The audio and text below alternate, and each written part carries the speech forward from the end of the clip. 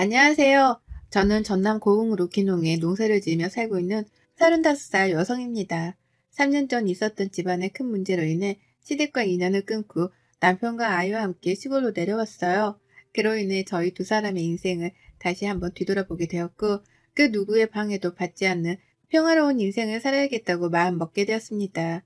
남편은 저와 함께 농사를 지으며 금, 토, 일 이렇게 3일은 할머니, 할아버지들께 한글을 가르쳐 드리고 있어요.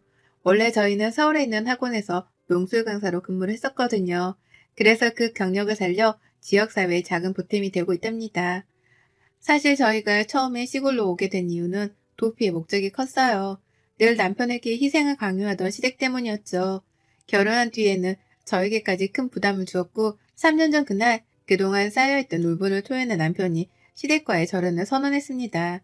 말도 안 되는 상황이었기에 저도 남편과 합세해 시부모님 그리고 시누이와 대판 싸웠죠. 그래서 그 길로 서울 생활을 청산하고 고흥으로 내려와 귀농을 한 거였죠. 젊은 인구가 매우 드물다 못해 희귀했던 이 동네에서는 저희를 거의 영웅 대접을 해주시더라고요. 20가구 정도 사는 작은 마을이었는데 동네 사람들과도 친목을 쌓을 겸 농사일도 배울 겸 많이 도와드렸거든요. 노인들만 살던 조용한 동네에 아이 웃음소리가 들으니 너도 나도 할 것 없이 저희를 도와주셨어요. 농사를 처음 짓느냐며 툴툴대시던 이장님도 있었지만 매일같이 찾아오셔서는 무뚝뚝하긴 하지만 이런저런 꿀팁을 전수해 주시고 가신답니다. 저희가 농사일로 바쁠 때에는 저희 아이들을 봐주시기도 하고요. 다행히 아이도 그런 어르신들을 친할머니, 할아버지처럼 잘 따라주었고요. 아무튼 남편에게는 8살 어린 여동생이 있어요. 바로 저희가 고흥으로 내려오게 된 이유이자 앞서 말씀드린 문제, 그 시누이죠. 오냐오냐 잘한 탓에 건방지고 버릇없는 생각 없는 시누이지만 제가 보기엔 그 시누이를 감싸가도는 시부모님이 더 문제인 것 같아요. 시부모님이 남편을 낳고 어렵게 시누이를 가졌는데 시누이가 미숙아로 태어나 크게 아팠다더군요. 그래서 과하다 싶을 정도로 시부모님의 그늘 아래서 오냐오냐 길러졌고 점점 기고만장해지며 모든 권리를 당연하게 생각하는 아나무인의 성격으로 변해갔죠. 남편은 어려서부터 오빠니까 양보해야 한다. 동생이니까 잘 챙겨줘야 한다는 말을 듣고 자랐어요. 반항심이 생길 법도 한데 부모님이 동생 때문에 힘들어하시는 모습을 보고는 아무런 말도 할 수가 없었다며 그저 그러려니 하면서 자랐대요. 남편도 사람인지라 사춘기 때 왜 자신만 양보를 해야 하냐고 따졌다가 시할머니 댁으로 일주일 동안 쫓겨난 적도 있었답니다. 그만큼 시누이는 온 식구들의 사랑을 독차지하며 자랐어요. 심지어 남편은 부모님이 어린 여동생을 보살피며 혹시라도 경제적인 어려움이 생길까 걱정했고 등록금이나 비교적 학비가 저렴한 집 근처 국공립대학으로 진학했다고 했습니다. 물론 학창시절에도 남편은 늘 뒷전이었어요. 시할머니가 그런 남편을 불쌍하게 생각하셔서 학비나 용돈을 챙겨주셨고 남편은 그걸로 겨우 생활했다고 하네요. 부모의 관심과 사랑이 필요했던 나이였음에도 불구하고 오로지 책임감만을 강요하던 시부모님에게 얼마나 많은 실망을 했을까 생각도 들더라고요. 저희가 결혼을 준비하면서도 시어머니는 시누이 몫에 예단을 따로 준비해야 한다고 하셨어요. 자신들은 필요 없으니 시누이를 가장 최우선으로 생각하고 챙기라면서요. 예, 네 시누이 될 사람이 우리 집안에서 얼마나 귀한 존재인지 아니? 예단해물 할 때는 우리가 굳이 준비 안 해도 시누이 거 꼭 챙기거라. 비싸고 좋은 거 잘 골라서 대접해야 한다 이 말이다. 섭섭하지 않게 알아서 잘 하리라 믿는다. 배울 만큼 배웠으니 어느 정도 생각은 있겠지. 언니, 들었죠? 우리 엄마가 이렇게 통이 크다니까? 나 백화점 가서 내가 직접 고르고 싶은데 그래도 되죠? 내가 안 하려고 했는데 하도 해야 한다고 그러네? 그래서 말인데 이번 주 주말에 나랑 같이 백화점 가요. 저희가 결혼을 28살에 했어요. 그때 시누이 나이가 갓 20살이었고 그저 어린 동생 하나 더 생긴다고 생각하고 좋은 게 좋은 거라고 나이에 맞지 않지만 명품 가방, 원피스, 화장품을 풀세트로 맞춰주었어요. 평생에 한 번뿐인 결혼식이었고 솔직히 시댁 식구들한테 밉보이고 싶지 않았거든요. 친정이 여유가 있던 덕분에 결혼할 당시 지원을 많이 해주셨습니다. 남편이나 저나 나름 인기 강사여서 벌이도 괜찮았는데 빚 없이 살아야 한다며 집을 해주셨어요. 대신 나머지 혼수나 필요한 건 저희 보고 알아서 하라고 하셨죠. 모든 준비를 차질 없이 다 하고 저희는 양가 어른들의 축복 속에서 행복한 결혼식을 올리게 되었어요. 공교롭게도 직장과 신혼집은 시댁 근처였습니다. 강사로 근무를 하며 외적인 부분도 많이 신경을 써야 했기에 많지는 않지만 약간의 명품 가방, 옷들을 가지고 있었죠. 평소에 옷이나 액세서리에 관심이 많지 않았지만 강사 일을 하다 보니 어쩔 수 없더라고요. 비싸지는 않아도 있어 보이는 그런 것들을 많이 가지고 있었어요. 한 번은 시댁 식구들과 집들이를 하는데 시누이가 집 구경을 하고 싶다더라고요. 아무 생각 없이 구경하라 했습니다. 가져갈 것도 없고 어차피 식구니까 집을 둘러볼 수도 있는 거였으니까요. 하지만 너무 안일하게 생각했던 탓이었을까요? 그게 제 인생 최대의 실수였죠. 그것을 계기로 시누이는 저희 신혼집에 뻔질나게 드나들며 이것저것 빌려가기 시작했습니다. 시댁 형편이 좋았던 것은 아니었기에 매달 저희가 200만 원씩 용돈 겸 생활비를 드리고 있었어요. 남편은 모르는 돈이었습니다. 남편의 길을 살려주고도 싶었고 혹여나 나중에 무언가 말할 수 있는 구실을 만들어 놓기 위함이었죠. 어쨌든 시누이 눈에는 그저 제 물건이 비싸 보였고 탐이 났나 봅니다. 그냥 어린 동생이 언니 것 좀 쓰려나 보다 하고 좋게 넘어갔는데 애초에 차단을 시켰어야 했어요. 한두 번 입었지만 잘 챙겨 입지 않던 옷과 액세서리, 화장품을 종종 주곤 했는데 어느 순간부터는 당연하다시피 사달라고 요구를 하거나 마음대로 가져가기도 하더라고요. 몇 번의 당부의 말을 하며 부탁을 하자 조금 조심하는 모습을 보이긴 했습니다. 그렇게 달콤한 3, 4년 정도의 신혼생활을 즐기다 저희에게 쌍둥이 아기 천사들이 찾아왔어요. 하나도 힘든데 요즘 물가도 높아져서 아이들한테 들어가는 돈이 제법 되더라고요. 시어머니께 양해를 구하고 보내드리던 생활비도 조금은 줄이게 되었어요. 임신 중기가 넘어가니 서 있는 곳자 힘들어 결국 저는 농수 강사 일을 그만두게 되었죠. 아이들을 출산하고 100일이 갓 지났을 무렵이었을 거예요. 대학을 졸업한 시누이가 취업을 했다며 시댁에 100일 파티 겸 취업 축하 파티를 했습니다. 그런데 술을 한두 잔 마시던 시누이가 속이 답답하다며 헛구역질을 하는 겁니다. 기름진 음식도 먹고 술도 먹고 해서 얹혔나 보다 생각했죠. 하지만 며칠 뒤 시댁은 한바탕 폭풍이 몰아치게 되었습니다. 속이 계속 이상했던 시누이는 병원으로 가서 검사를 받았고 임신을 했다는 충격적인 사실을 알았어요. 이미 수술을 할 수 있는 시기도 지나 어쩔 수 없는 상황에 시부모님은 뒷목을 잡으셨어요. 몸이 상당히 마른 편이었던 시누이는 그저 요즘 살이 조금 찐다 생각했대요. 임신인지 꿈에도 몰랐던 거죠. 너 도대체 뭐라고 돌아다니길래 그 나이에 임신이야? 이 아빠는 누군지 모르니?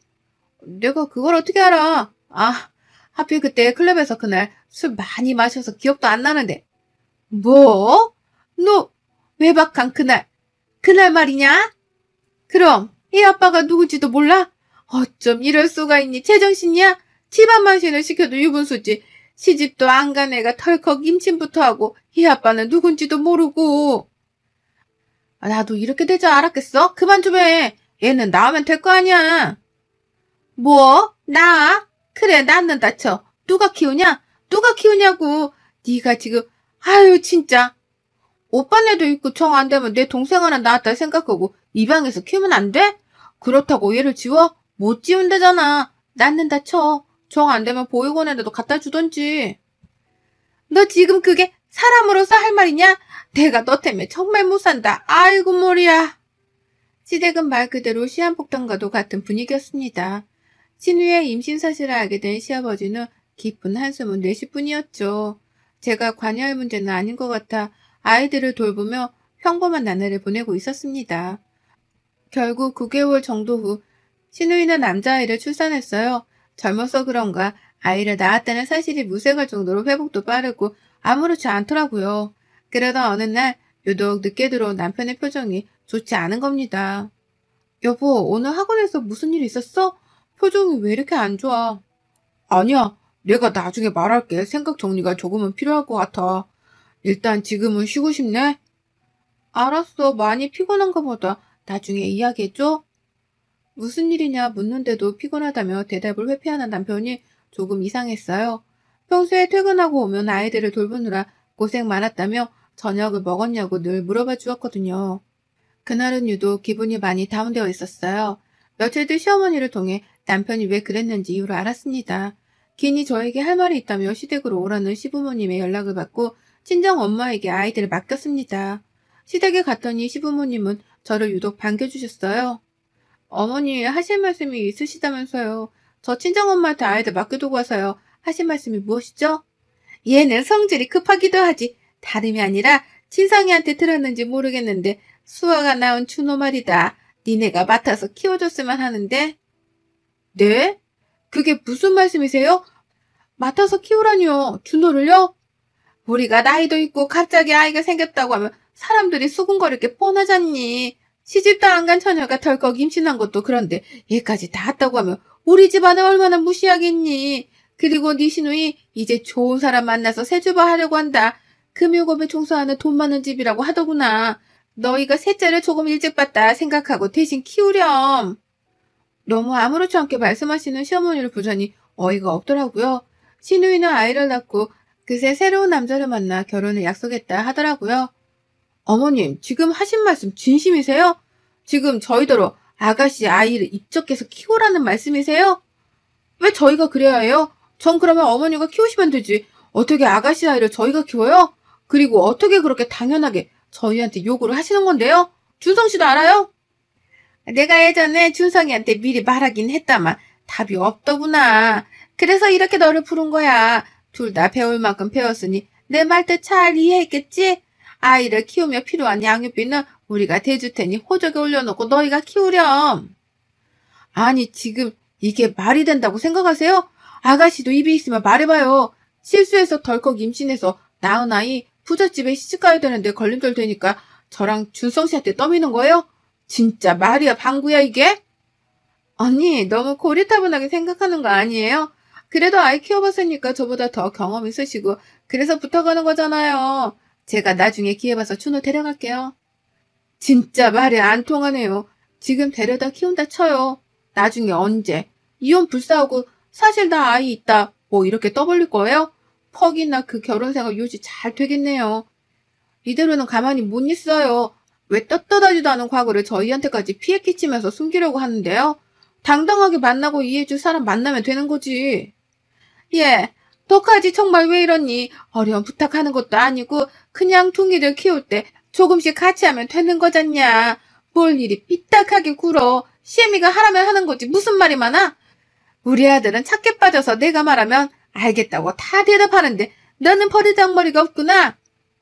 어머니, 버르장머리가 아니라요. 이건 경우가 아닌 거죠. 지나가는 사람들 붙잡고 물어보세요. 시누이가 원나잇으로 낳은 아이 시집가야 하니 대신 키워야 한다. 동의하냐? 물어보면 하나같이 미쳤냐 그럴걸요. 저는 제 상식 밖의 행동이라고 생각됩니다. 못 들은 걸로 할게요. 정말 기가 차더라고요. 어떻게 눈빛 하나 안 변하고 저딴 부탁을 할 수 있는지 의문이었어요. 시어머니가 입적해서 자기 아들로 키우면 될 것이지 굳이 왜 저희가 키워야 하는지 이해가 가질 않았죠. 그 길로 집으로 돌아와 남편과 친정 부모님에게 이 사실을 알렸습니다. 남편은 친정 부모님 앞이라 어쩔 줄 몰라 했고 부모님은 이럴 거면 이혼하라고 노발대발 하셨죠. 남편은 분을 이기지 못하고 시댁으로 갔습니다. 무슨 일이 일어날 것만 같아 저도 곧바로 남편의 뒤를 따라 시댁으로 갔어요. 아니나 다를까 남편은 집안에 들어서자마자 온갖 물건을 집어던지며 소리치기 시작했어요. 그동안의 물건을 모두 토해내듯이 남편의 눈에서는 하염없이 눈물이 흐르더라고요. 도대체 언제까지 제가 참아야 해요? 어려서부터 지금까지 부모님 말씀을 거역한 적도 없고 거역해서는 안 된다고 생각을 했어요. 하지만 수아가 낳은 아이를 저희 보고 키우라니요. 어떻게 사람이 돼서 그런 말을 한답니까? 며느리 보기 부끄럽지 않아요?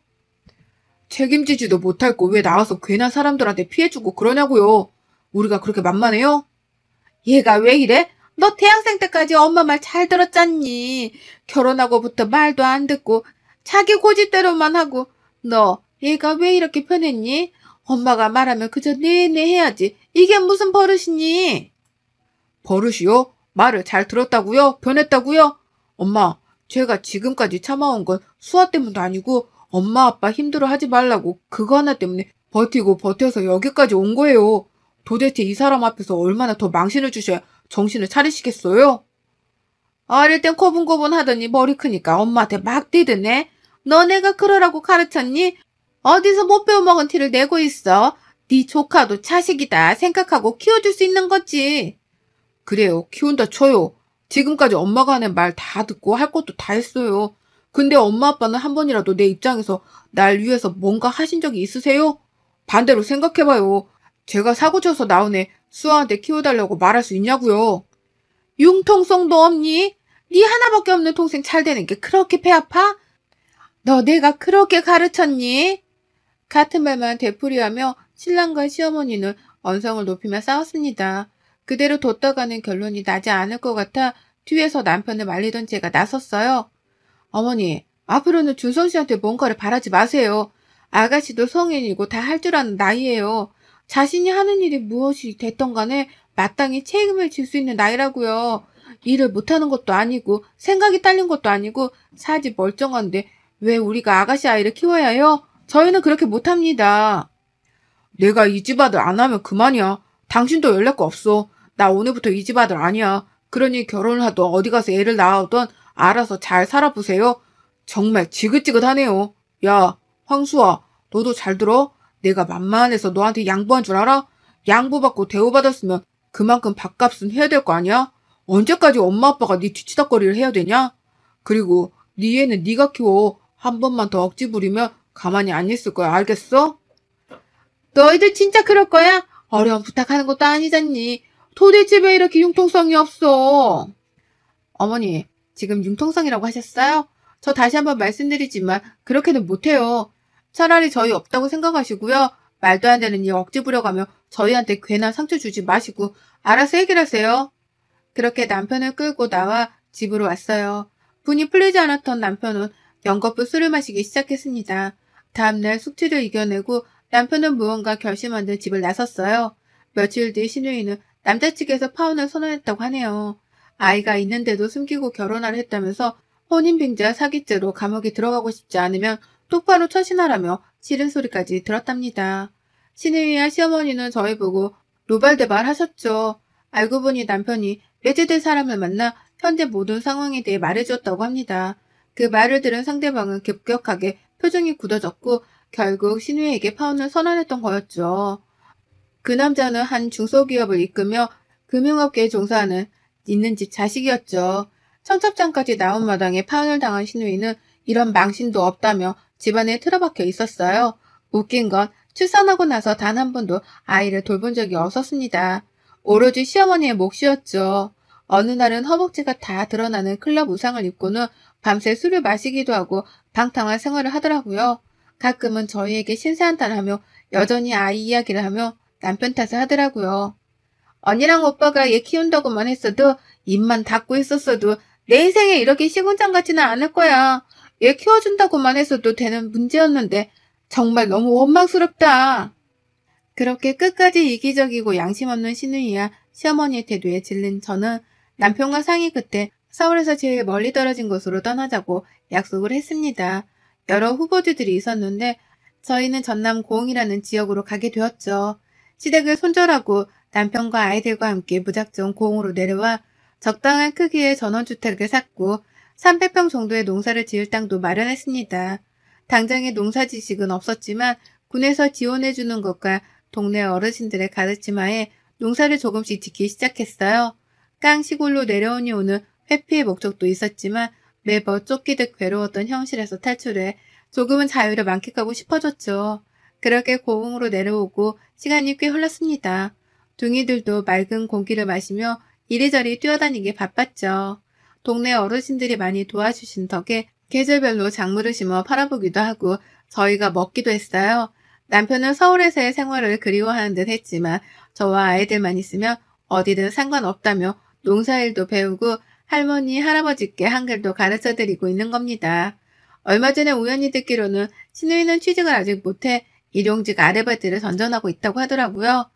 가끔 클럽이나 모임을 다니면서 사람을 많이 만나고 다니고 빨리 새 출발을 하고 싶어 해요. 신우이가 진심으로 사람을 대하지 않는 이상 아마 평생 결혼 못하지 싶네요. 남편은 고흥으로 내려온 뒤 심적으로 많이 편해진 상태예요. 오로지 저희 가족만 생각하고 저희만을 위해 살 수 있는 자체가 좋다고 하더라고요. 다른 거 신경 안 쓰고 앞으로의 행복을 위해 열심히 노력할 겁니다. 종종 시어머니와 신우이가 연락을 시도하지만 차단을 해둔 덕에 닿지는 않고 있어요. 차라리 보육원에서 새로 입양을 해서 키우는 거라면 몰라도 시누이가 사고쳐서 낳은 아이를 저희가 맡아서 키워야 하는 거 법으로 정해져 있는 것도 아니잖아요. 상당히 어이없고 다시는 생각하기도 싫지만 시댁과 연을 끊고 지내는 지금 무지 행복합니다. 시골만의 특유한 감성이 있거든요. 아무쪼록 여러분들 중에도 저와 비슷한 상황을 가진 분이 계실지는 모르겠지만 인생 살면서 너무 착하게만 사는 건 많이 아닌 것 같습니다. 너무 배려하다 보면 저희 꼴 납니다. 저희는 앞으로 더 행복해질 예정입니다. 여러분의 생각은 댓글로 남겨주세요. 오늘도 시청해주셔서 정말 감사합니다.